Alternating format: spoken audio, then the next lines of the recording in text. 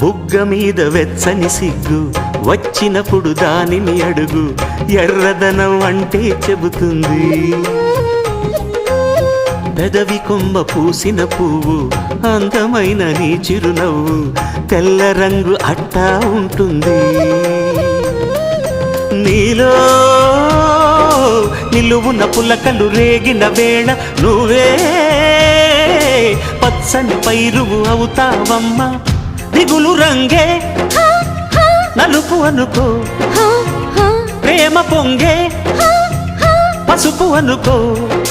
భావాలను గమనిస్తుంటే ప్రతి రంగును చూస్తున్నట్టే, చూపులు ఎవరివైనా చూపించే లోకం ఒకటి.